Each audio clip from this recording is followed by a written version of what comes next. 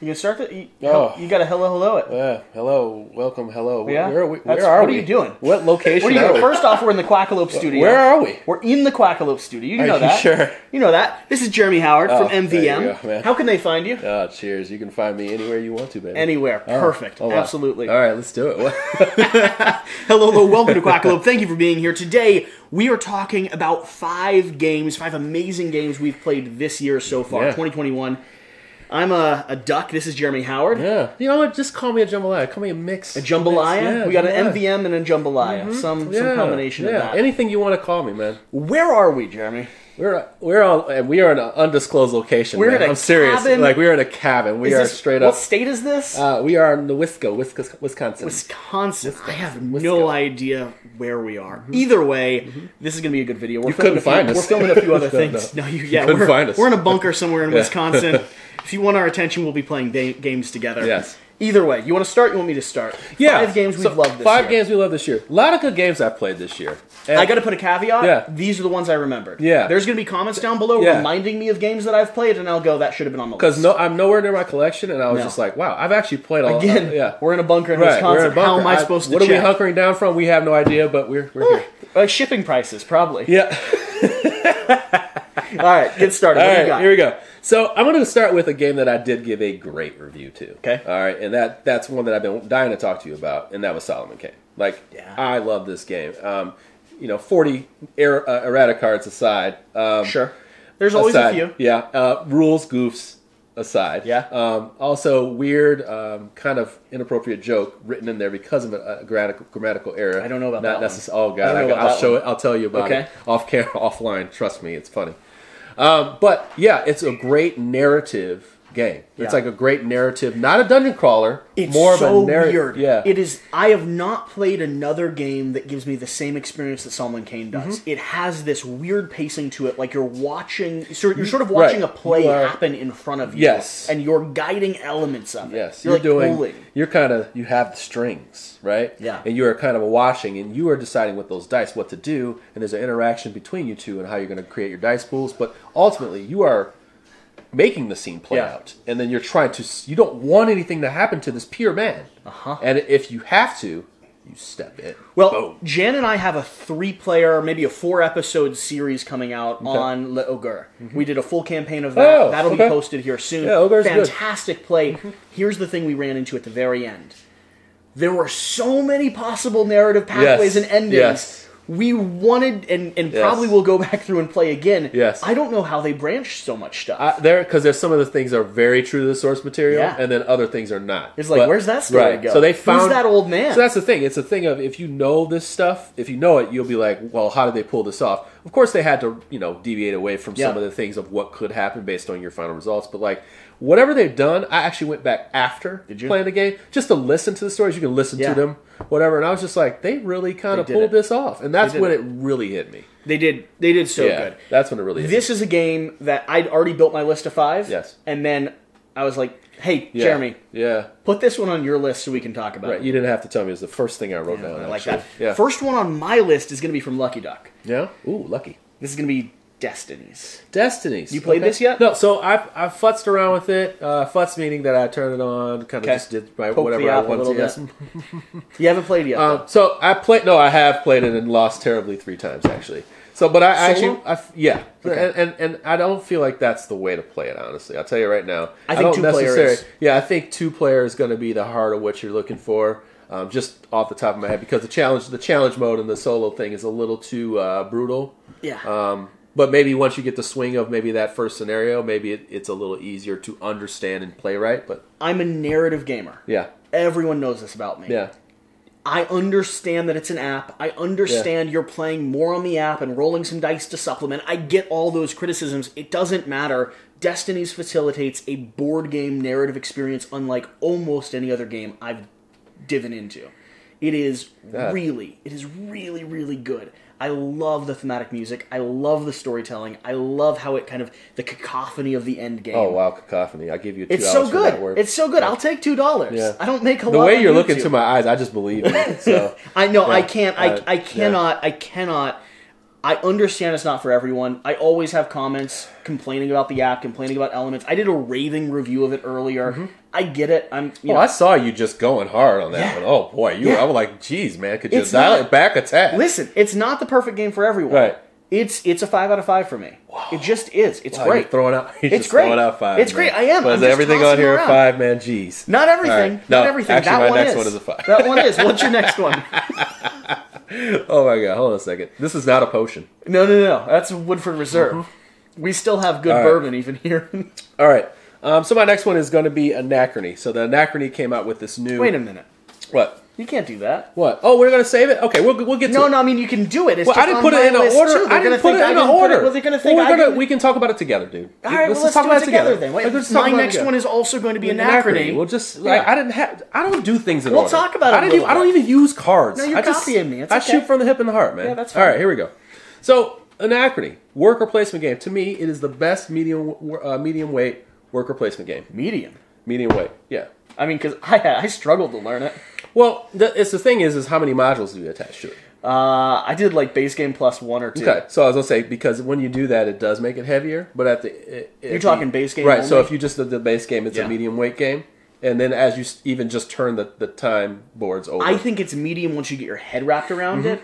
I think it's like medium heavy if you're trying to start from 0. I mean, yeah, it's so good. It could be. I was gonna say when you do have someone who's played it for the first time, it'd be medium heavy. I can see that. Somebody saying it's heavy, good. But then I would say if somebody plays it once or twice, they would definitely say it's medium, and then they would want to add something to it, and it would make it like overwhelming again. You got the infinity box. Yeah. Targets, so right? that new module where they have the time.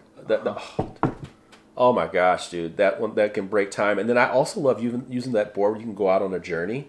I haven't played with that one. Oh gosh, that's cool. So you can take your mechs out, and you go out on these journeys, and you flip over cards, and you try to beat the cards. Okay, it's so fun. It's just a rewarding way to get more stuff because the board is so restricted. Yeah, and it's like that's what I love about it. Well, that's the thing that's so cool is so I played like half a game and then reset and played a full game 3-player, and once you understand how this game's working, it is unlike almost any other Euro I've played. Yeah. The difference between how you're, getting debt from yourself in the future that you have to pay back, the sequencing, like you have to borrow resources.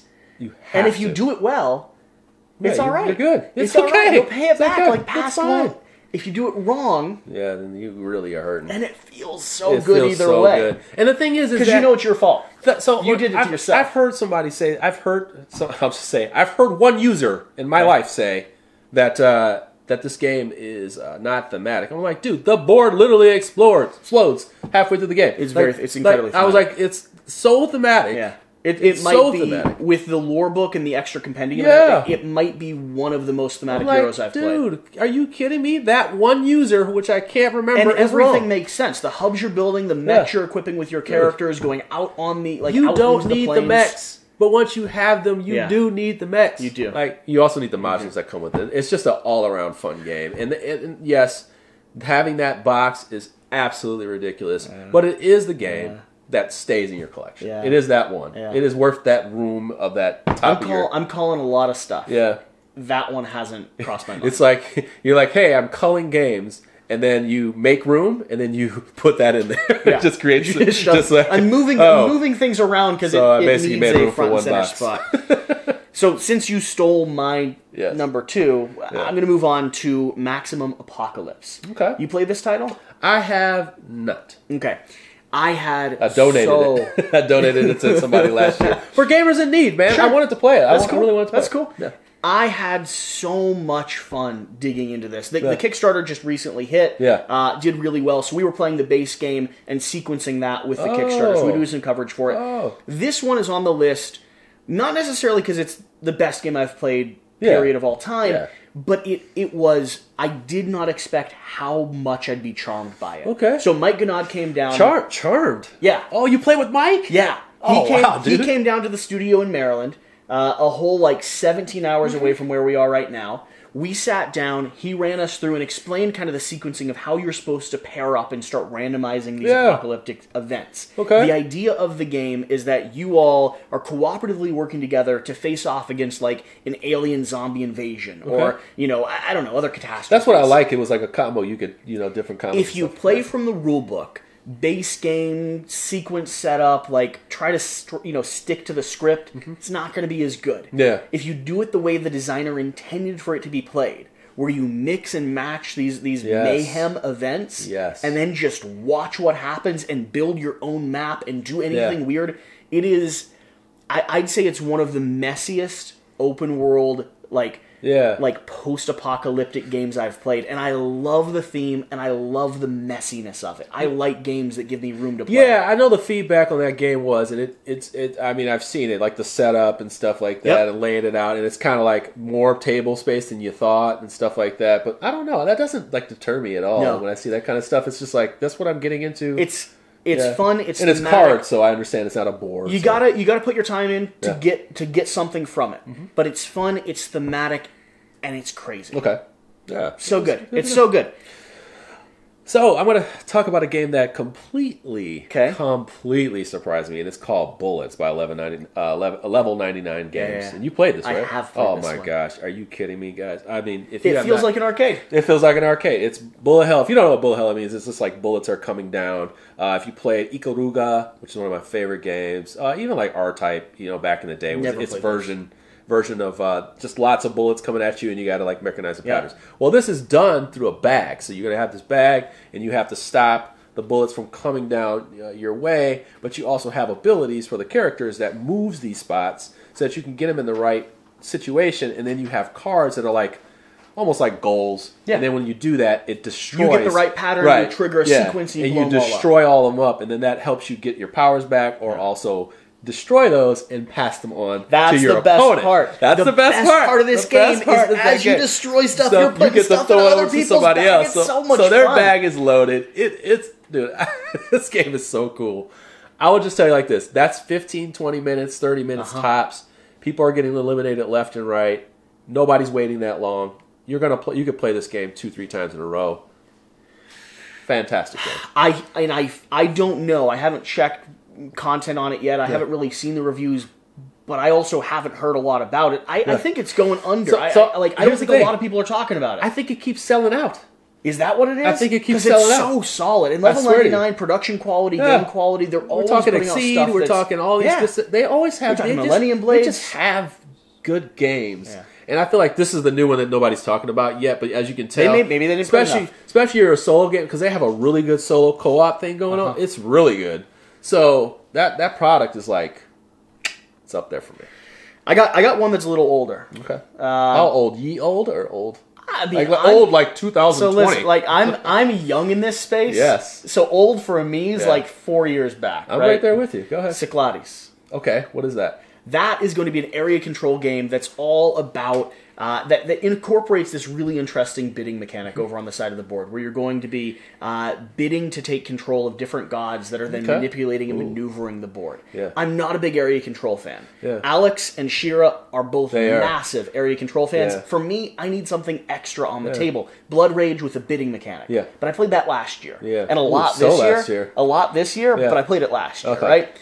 Cyclades for me is going to be the new introduction of an area control game that gives me something else interesting to do. The way you're bidding on this track is you can always be upbid by another player. So I place a cube down saying I'm willing to pay $4 for that god, for whatever that power is, and someone else is going to sequence in, take that spot, and I start navigating up and down the board in this bidding hierarchy. I'm looking down like as if that board game's right there. But here's the trick. At any point, a player could step out of the bid. Okay. When they do, everyone's locked wherever they are. So you're playing this game of, I don't really want this, but I want to move to another location. If someone else subverts that, you're in a bad spot. I like that. It's really good. I like It's really good. It's worth playing. I'm starting to get into that realm. Yeah. Is that like a new realm for you? It is for me. Yeah, area control that's me is too. Like, Sheer and Alex completely introduced me to this. Because I do like dudes on the map type stuff, But it's like I also need a little bit of. It's gotta have twist. something else. Give me something else. Like that Titans game. That Titans game. Did you get Titans? Did somebody send you Titans? No, I didn't. Yeah, because that one right they there. Should have. Same thing. Like same thing with that. Like I just want it. Like it's different. It has something different to it other than like, hey, these are my war guys. I move deterministic. Yep. Da da da. Like I need something more, and I'm looking forward to playing that. I'm gonna go with another big box. I've been big boxing it hard lately. Wild Assent. Wild Assent is a game that I did a preview for back in the day. Yep. Then I played this one like months before everybody got theirs because he was like, I want you to. He was like, I really want your honest opinion on this. I'm like, I'm gonna give it to you, okay? Because I played the original, I played the old version, and it ended up being really fun. Okay, like I mean, great. Like we're talking about like that Monster Hunter KDM thing before all the other ones actually. So it was. You got to realize that this was like 2.5, 3 years ago. Before all that stuff was like, originally. Before like all these are coming out now, and they could be better. We just don't know until 2-3 years from now. But this one was the one, and it delivered. And what I did like about it was the real Monster Hunter part of it, like all these warriors that you have. Because you're going out and fighting kind of a pile of creatures. You're fighting a group of creatures, getting resources. Yeah. And correct me if I'm wrong. You're also trying to like lay traps and harvest. Yes. Them, right. So here's the coolest part, and this is the key to the game. You know, you're going to do the KDM-like thing where you have your settlement, you hire people, get a couple resources, things like that. The characters are amazing, by the way. They're so different and diverse. You would think they'd be kind of overlap, but they're not at all. Not at all. Okay. But the actual monster part of it, you have to risk your life, literally your life, to hold them there. Okay. So they can't pull their AI cards. If they pull their AI cards, you get hurt. You continue to get hurt. So it's like them fighting and clawing at you, whatever. And then if you get more people... you pull those chains tight, you flip them over, you catch them. And I was like, it feels like that because it's such a risk to catch them. Now, did you run this primarily solo as well? I ran it solo. I don't want anybody else there. How many characters are you on the table with? I don't want anybody else there. 4. You're running 4 characters. Yeah, you run 4 no matter what. But you play 4 no matter what. Okay. And it's so manageable. Because I've seen some reviews at 4 players that the criticism was there wasn't as much for everyone else to do. No. So if you're running everything solo... You can just run this game completely solo. And that's probably why they have that feedback. Yeah. Because you do really feel like one person really is in control of this. Yeah. So it might be that thing of like it's naturally quarterbacking, like naturally that way. Yeah. Well, it's a puzzle. It's a puzzle that's accessible enough you can solve it. It's so fun, and the monsters are so different. That's the cool part. You shuffle that deck together. It feels really fun. It feels good. I got a last one because you stole Anachrony from me. I stole it. So I think I'm going, and then you got one more. I got one more. You got one more. Oh man, Cosmic Frog. Cosmic Frog. I've been waiting to try that game. You haven't tried it yet? No, I haven't. You haven't tried? This is the weirdest game. Yes. First off, setup sucks. Yes. I mean, you're placing a ton of different locations out in this big cosmic expanse. The lore of this game is you're a cosmic, like, demigod frog that is consuming this broken planet and regurgitating it to, like, rebirth life in a way. Wow. You're swallowing it down. You can be punched in the stomach and, like, vomit it back up. It's amazing, right? You have the ether that you're floating in, and then you have all these cosmic broken planet rifts, these resources that you're gathering. The core part of the game is this combination of moving around, consuming the land you're on, punching other frogs, and then dropping that stuff into your storage bin for scoring, for points. Wow. It's maybe one of the best head-to-head, be mean, be aggressive games I've played in a long time. The theme comes through strong. Yeah. The gameplay's super fun. Jan hated it, yeah. which is why I loved it so much. So, I mean, Jan for can't me... handle that kind of I mean, like, he left crying a little bit. Like, just gently. I can see him, like, laying down there. Back there. No, seriously. Yeah. I did some more content on it with Table Knots. Yeah. We both are head over heels with it. But it's such a charmer. Yeah, that's. But you got to play with a lot of people. But I want to check that out. What player counts did you play it at? Yeah, so I played it. I believe 5. If I remember so the table up to right. 5. Yeah, it's 4 and 5. Your heavier player counts are going to be the better experience because you want that head to head. Yeah, you want to be knocking people out into space. Okay. But if you get a chance, if you like conventions opening back up, if you're sitting down at the table and someone's offering you a chance to play it, like take the time. I think I'm just gonna try it. It's worthwhile. That one. Well, you'll play it solo if you get it in by yourself. And then Ricky Royal made one for it. He made a solo for it, or is working on one for it. Nice. Last one. Oh gosh. So do you remember? I do remember that. Do you remember Unfair? I do. Now, how do you remember that one? Finally, it depends on who you play with, right? Definitely So does. Unfair, if you get to the table with a bunch of people that don't mind beating each other up. Yeah, it's a blast. Yeah. It's a good game. Yeah. And then you have the people that always include the, what is it? It's play it safe. Yeah. Or, well, guess what? They have an alternative option. I know where you're going. It's called Funfair. I know where you're going. And Funfair is awesome. Let me tell you something, buddy. Hold on. Hold your I horse. got something to say, too. So what Funfair does is it takes some of the problems that you may have had with Unfair What are the mean parts and of just cuts it out. Yeah. So now instead of shutting people's parks down, sabotaging their money, now you're going to have sharing cards. If you give up cards and sacrifice your cards, you're going to get money for them. And what they did was they kept the same tableau building and the same reward of building a good tableau and scoring combos. And then they kind of took down some of the factions, so you only have 4 instead of having like 12 to 16 of them. And you can play this in an hour or less. I played this so much this year; it's ridiculous. I just did a top 10 with Lizzie Funkhauser. Yeah. Board Game Spotlight. You're familiar. A lot of people are familiar with them. Unfair was on her top 10. Yeah. But she always played with World Peace. Oh. During the review, I recommended Funfair. Yeah. It's been like 3 days since I was down there. Yeah. They've ordered it, played it. It has officially replaced Unfair in her top 10. No, I'm serious. 10. Like I'm serious. Like it is. Like if you like Unfair, like I love that game.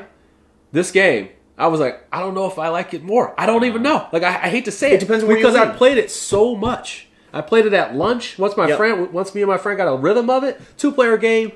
Well, you know what you're doing. So we're talking 40 minutes tops. 40 minutes. But you get a 3-player game, an hour tops. Everybody knows what they're doing. It's got fun, interesting card combos because that's the key. The game is still fun as a tableau builder. You get to build a park. It's just you get to build and with a the park. ridiculous themes and way you can integrate everything. Components. It's fantastic. You got that little cart there. Yeah. It's man, what a good game! stuff. What a good game! Stuff. You definitely need to check that game out. Nobody talks about that game. So that's 9 games between the two of us. Mm-hmm. I know there's a pile of other games that I even haven't either have had a chance to experience or have not. If you've watched to this point, leave a comment down below letting us know some of your top games of this year so far. Have you played Paleo? I haven't. I haven't either. I'm just asking you. I haven't. If that's an amazing game, leave it down there. Whatever the case, we're going to film a few more videos. Jeremy, where can people go to find you? You can just find me on Man vs. Meeple if you want to find me anywhere Over on else. MVM? Yeah, my name is Jeremy Howard. You can find me on Facebook. I have a Jumbo Lab Plays Games community page, which I'll never take down. So just join me. In the 600 of us, we talk about games. I like it. You've got a good community. Yeah. Whatever the case, buddy. Yeah. Thank you for being here. Thank you for watching. Whatever you do, remember to do the important thing. Get out and play some games and drink some bourbon. Do a little tag time. This is not potion. We'll see you next time.